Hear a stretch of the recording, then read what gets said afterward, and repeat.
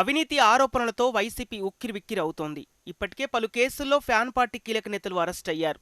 కొందరు కేసులకు భయపడి పార్టీని వదిలి వెళ్లిపోయారు. ఇంకా అరెస్టుల పర్వం కొనసాగుతూనే ఉండటంతో నెక్స్ట్ జైలుకు వెళ్లేది ఎవరనే చర్చ జరుగుతుంది పొలిటికల్ సర్కిల్లో. లిక్కర్ కేసు ఛార్జిషీట్లో మాజీ సీఎం జగన్ పేరు కూడా ప్రస్తావనకొచ్చింది.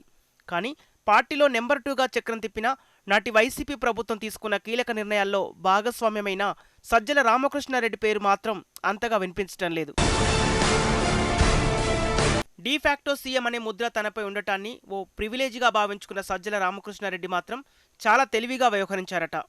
వైసీపీ ప్రభుత్వ హయాంలో అనేక అవకతవకలు జరిగాయని కూటమి సర్కారు ఆరోపిస్తున్నా వాటిలో తన పాత్రేమీ బయటకు రాకుండా చాలా పకడ్బందీగా వ్యవహరించారట సజ్జల.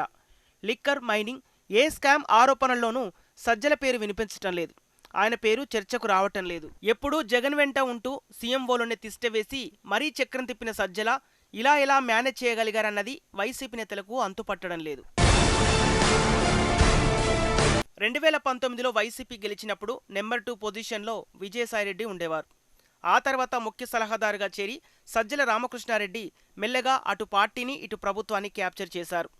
పార్టీలో అయినా ప్రభుత్వంలో అయినా ఆయన చెప్పిందే జరుగుతుందన్నట్లుగా మారిపోయింది. జగన్ను కలవాలన్నా ముందు సజ్జలను కలవాల్సి వచ్చేది నేతలు. అలాంటి సజ్జలకు లిక్కర్ స్కామ్ గురించి తెలియదని అనుకోకుండా ఉండలేరు. ఎందుకంటే జగన్కు సంబంధించి ఇలాంటి ప్రతి వ్యవహారం ఆయనే డీల్ చేస్తారు. కానీ ఆయన పేరు ఎక్కడా వినిపించటం లేదు. అదే వైసీపీలో అందరికీ ఆశ్చర్యకరంగా మారింది.